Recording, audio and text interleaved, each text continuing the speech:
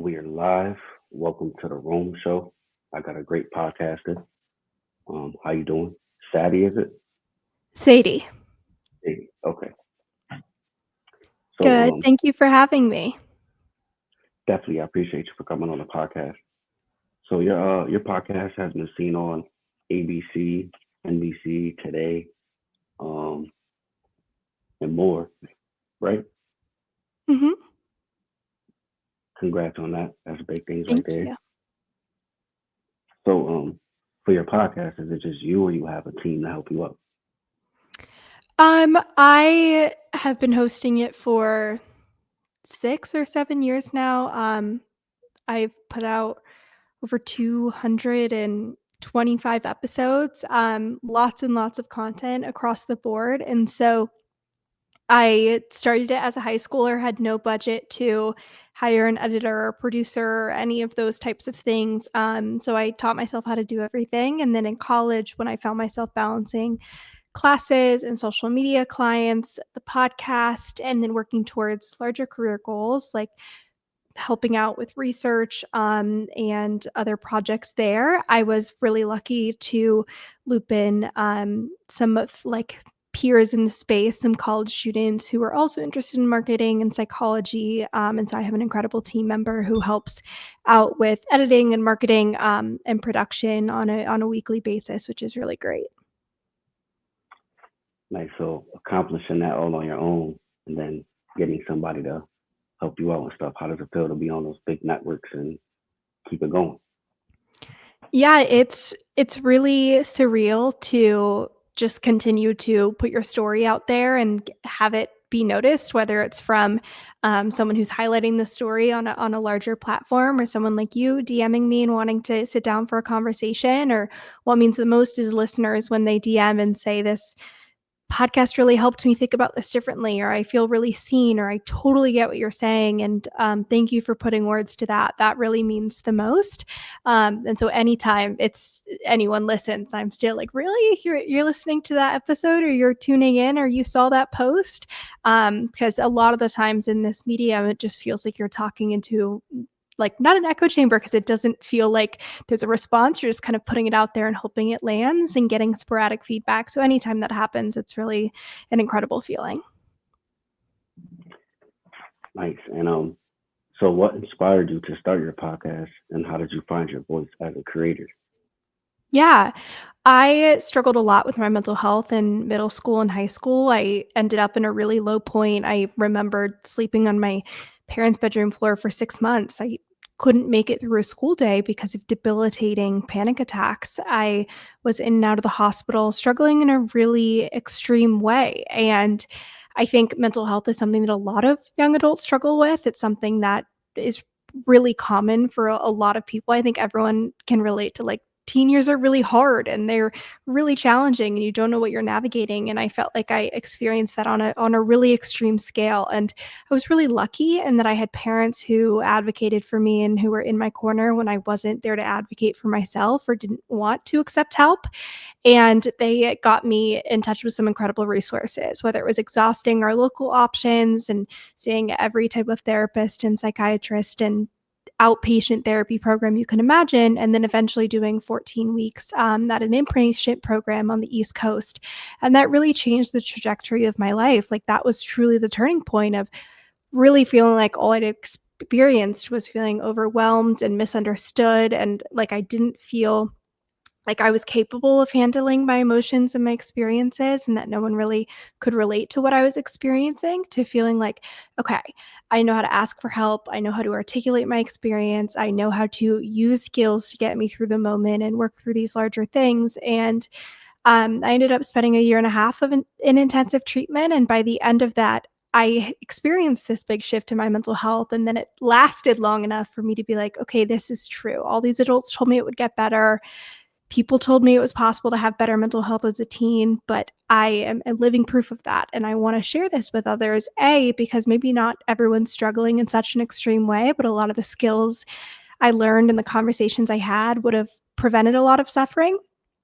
And then also trying to make those resources more accessible, because I was lucky in that my parents dropped everything to get me the support I needed. I took a semester off from high school to get intensive mental health care. That's not something that maybe everyone needs or that is accessible in a big way. And yet mental health is a huge issue for Gen Z. We're struggling more than any other generation. So trying to make those insights more accessible and create the resource I wish I would have had when I was struggling has really been the goal for the podcast since then. And then it's just a lot of rinsing and repeating of like, what am I currently going through that I can offer wisdom or experience about? What are those old skills that I still pull from that I want to share with people struggling with their mental health? What are the classes that I'm taking at the University of Pennsylvania? The things that I'm learning working full time in the depression lab that are relevant to people struggling? And how can I continue to communicate that in a way that helps people that are at a lower point, just like I was all those years ago? Wow, very deep story. That's a very strong situation. And how did you gain confidence in, you know, to go through that and to start a podcast and to be able to talk about it comfortably and, want to help others? Yeah, I think that Gen Z does a great job of this. We get a lot of flack for talking so much about mental health challenges, but I think it's such a strength. Vulnerability is a really hard thing to do, and I think Gen Z does that better than any other generation. For me, I got really good at talking about my experience in treatment. It was like all I was doing for a year and a half. And then I started the podcast without telling anyone in my life, like obviously my close friends and my family, but I didn't post about it on my personal Instagram. I wasn't telling everyone at my high school to go listen to this podcast that I hosted. I had this first year of podcasting where I was just putting my voice out there and could kind of do so without like having any real repercussions of like seeing someone in the hallway and being like, oh, I saw that episode you put out, or why did you talk about that instead of this other thing? It was kind of a safe space to really feel comfortable with the way I was telling my story and get better at articulating myself and having episodes curated in a way that I wanted them to be presented. And then after a year or so of podcasting, I was really proud of the episodes I was putting out there, the way I was conveying my story. And that's when I now talk about it with anyone and everyone. And it's something that I'm really proud of. But I think podcasting is a really forgiving medium. It's audio only. I didn't have photos of myself or video or any of that when I started it. And you are able to practice sharing your story and getting better at storytelling week by week. And I think podcasting is a medium, just like video editing or writing or graphic design, that you get better at with repetition. And it's a forgiving medium in that you can put it out there and not worry about losing your audience because you don't have an audience yet. You're building it in real time. So that was definitely a really great feature of podcasting as a teen, was like I can put this out there and get better at it as I'm going and not worry about how it's being perceived or who's listening, because it wasn't going to like blow up overnight. I could just practice and improve the way that I was communicating my experience. Yeah, and that's a very good way to put it because, when you're doing your episodes and you want to talk about something that you want to talk about, you don't really need certain comments or, like you said, why you ain't talking about this. That's like very aggravating. Exactly. Exactly. Yeah, that's a good point. So, what was your very first episode like, and how was your show evolved since then? It was horrible. Like you can't actually listen to the first episode because I put a different episode there because it's an episode people go to a lot. And I'm like, they could not listen to this original thing. They would never come back to the show. I was recording at my therapeutic boarding school on an iPod Touch. I don't know if I knew how to edit. There probably was no editing that took place for that episode. There was no microphone. It was just talking into the speaker. There was a lot of ums and repeating myself and giggling, and I think I had friends in the room with me who were kind of there along for the ride, and so it was as bad as it can get. Listening to some of those episodes, I'm like, "Oh my god, the fact that anyone was listening is a miracle." And yet I really had something I wanted to say, and I had a perspective that I wanted to share, and I felt like it could help people, and it did help people. I heard from parents and teens and community members who had loved ones struggling with their mental health that it was helpful, and therapists were recommending the podcast to their clients and all these things, even though it wasn't a perfectly conveyed story and the audio wasn't amazing and the editing wasn't there. But with that being said, I have a goal for the podcast, which is that with every episode I'm releasing, I'm improving my speaking, my interviewing skills, the graphics, the video editing, the social media that it's paired with. I think podcasting is a medium where the repetitive nature allows you to continue to improve with time.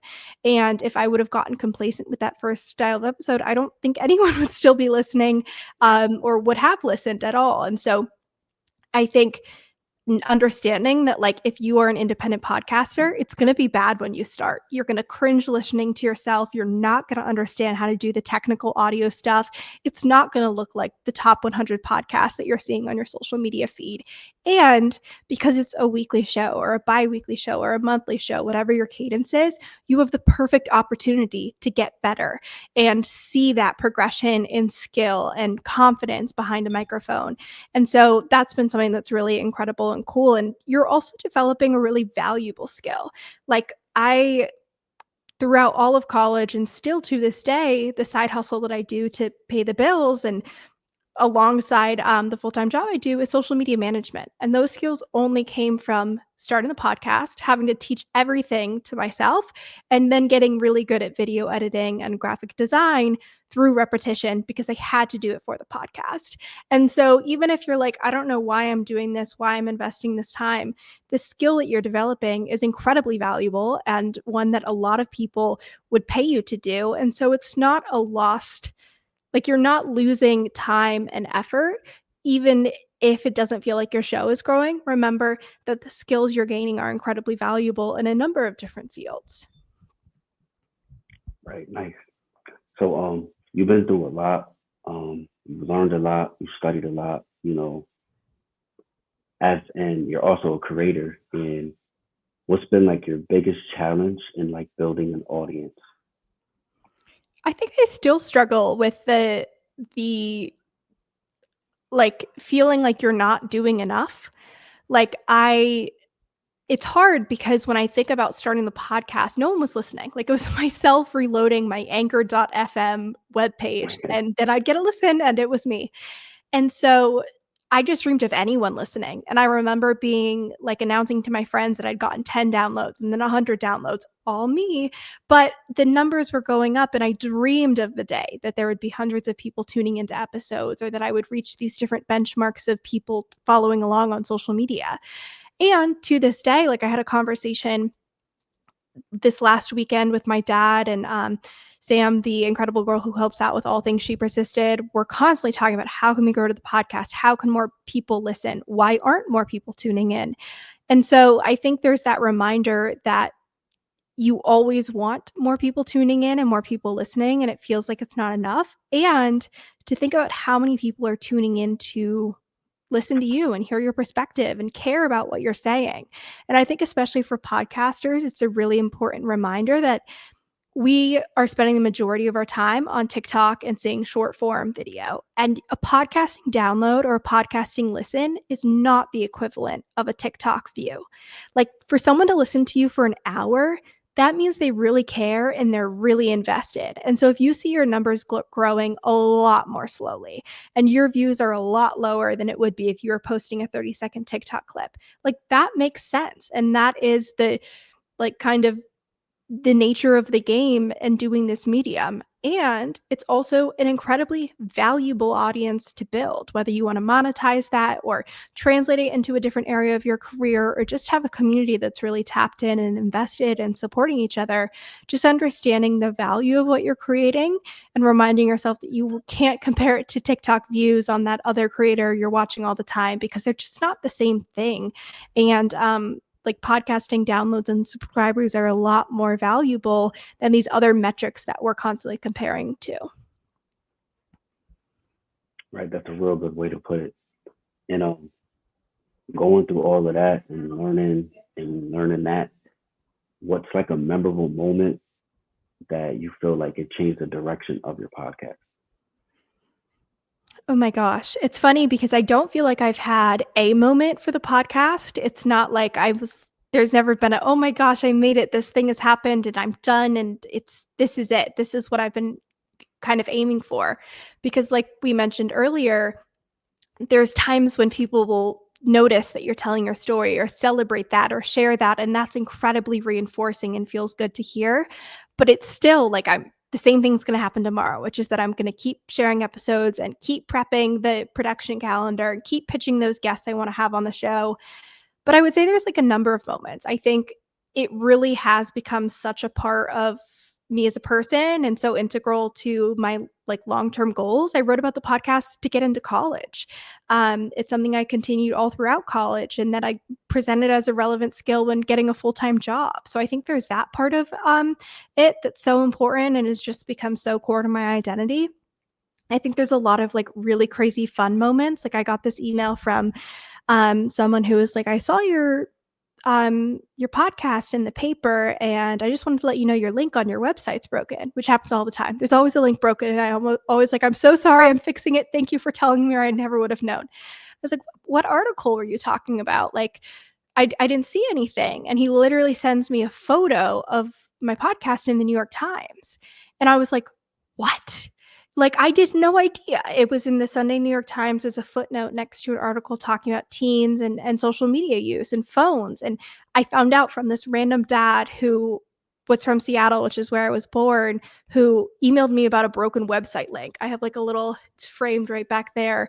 And so there's like moments like that where you're like, this is crazy. Like, this is something that is so surreal and so exciting. And it just really validates all the work you're putting in. And like people care. And there are these things that you can say, like, this is what I have to show for all these episodes and all these social media posts and all these words spoken into a microphone.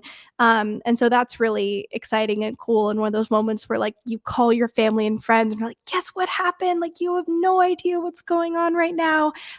Also me earlier today when I found out Taylor Swift was engaged. So like happens for the different things. But yeah, that was definitely a really surreal moment. Yeah, I know that felt good too because he's way out. You don't know who he is, and he's like really Yeah, invested in what you're doing. it's so cool. And the fact that like I never would have known. I literally would have lived the rest of my life and never known that that was in that paper. And as soon as he told me that, like I ordered 3 copies from NewYorkTimes.com and then now it's hanging on my wall. So like the community sending those messages and knowing that people are listening and paying attention is just so incredibly cool. Right, yeah, it's important too, and they are paying attention. Let's hope so. Let's hope. So, how do you prepare for your podcast episodes? Do you freestyle them or you prep them? It depends. I have found that when I have expert guests on, like whether they are a clinician or a professor or an author, it's really easy for me to get into the trap of over preparing and then coming into the interview with a baseline level of knowledge and then asking questions that build on that baseline level of knowledge. And listeners aren't entering the conversation that way, they're entering it blind. And so it's this balance of how can I push this guest to share things that aren't surface level or haven't been shared a billion times before, but also are accessible and understandable for a listener who's coming in blind because they're just interested in the topic or the title seemed interesting. And so if a guest is being pitched just because I'm familiar with their work or I've seen their content or I've read their book, I also try to not outline and prepare the interviews down to the word. I more kind of try to go with bullet points or here are the topics I want to get through, but I also try and make it more conversational and back and forth. Like, oh, you mentioned that thing. Can you tell me more about that? Or that's related to this other thing I'm curious about. Let's go in this direction. So I do prepare. I do have an idea of what I want to talk to the guest about. I'm really familiar with their background and their expertise. And if I've pitched them as a guest, I'm really aware of the work they're doing and why their perspective would be relevant to the show. And I try to not over prepare because then I kind of will stumble over my words. It gets more confusing. I get thrown off when they go in a different direction than I expected.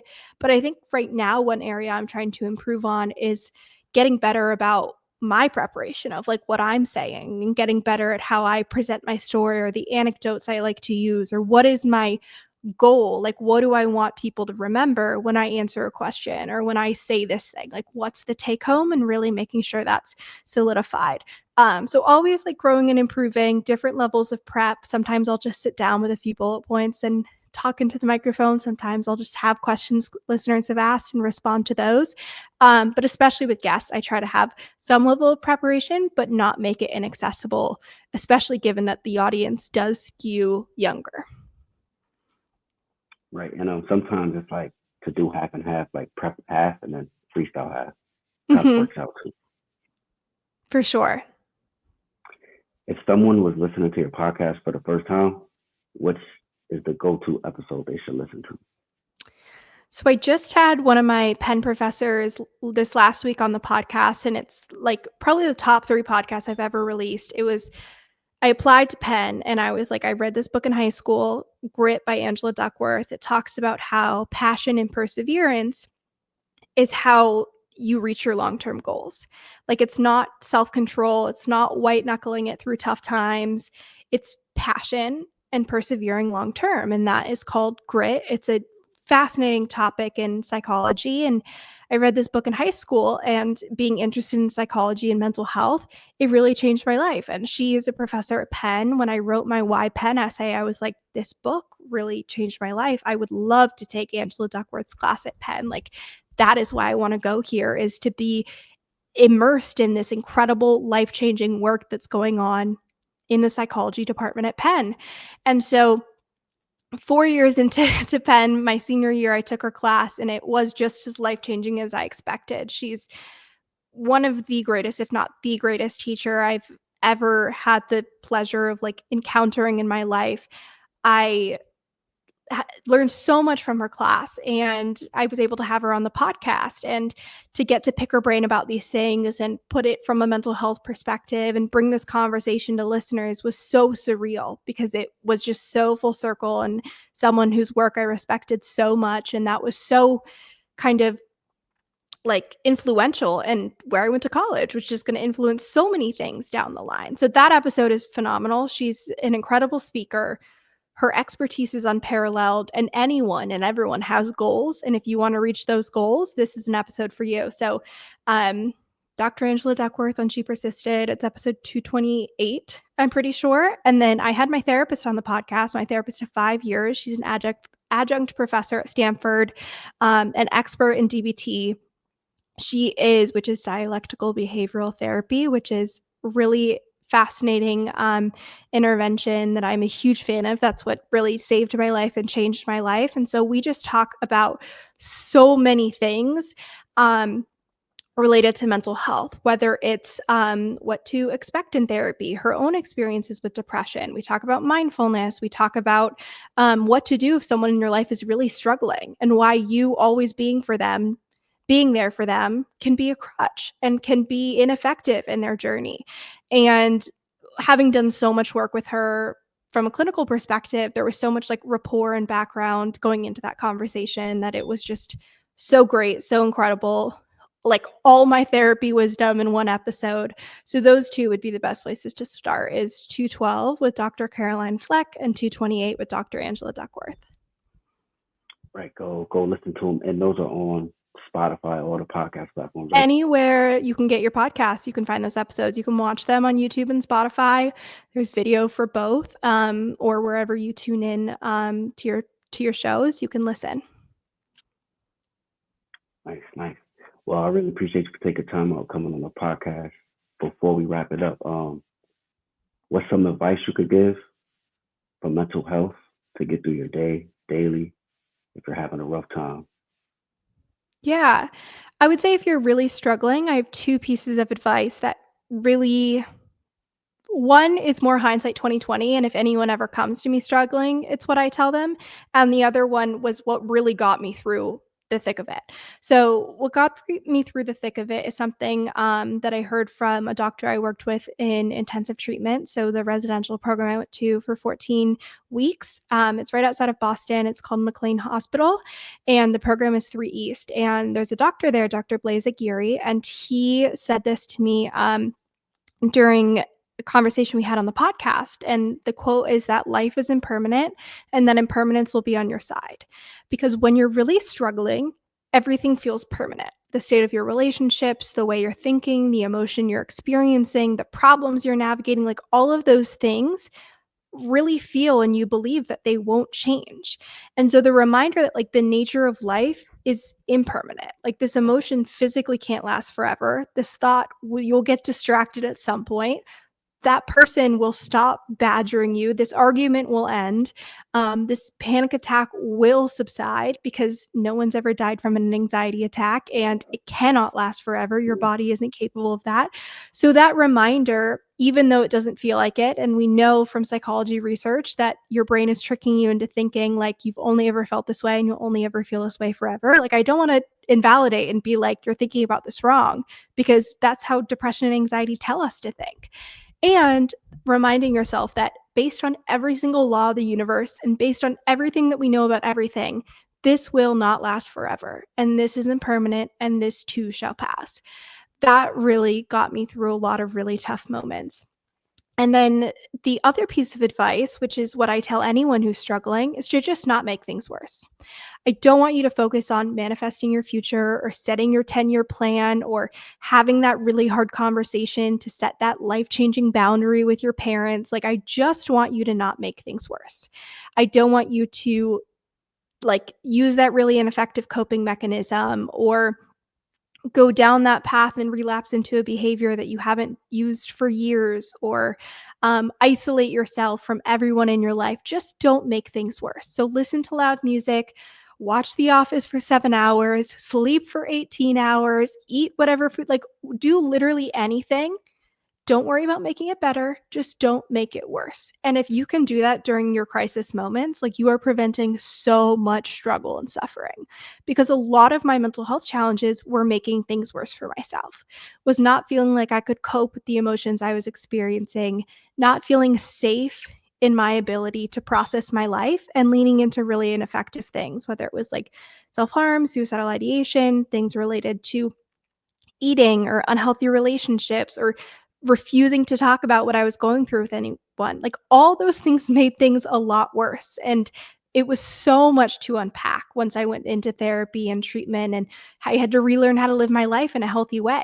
So if you can get through those crisis moments by just not making things worse, don't overwhelm yourself by trying to make it better. Don't try and solve all of the world's problems when you're struggling. Just don't make it worse. And you are like 50,000 steps ahead of everyone else if you just do that. Big life gems. Those are a good one. Awesome. I'm glad.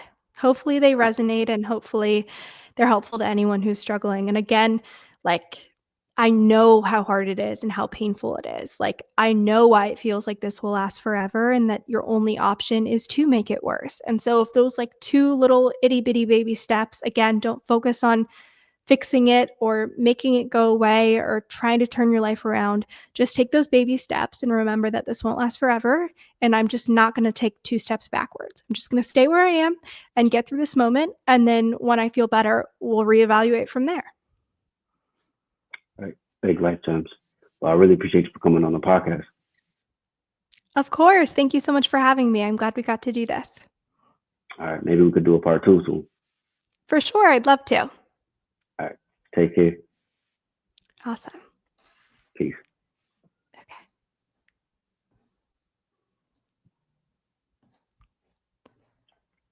Does this need to like upload to the cloud at all, or will I be good to exit like the recording? You're good.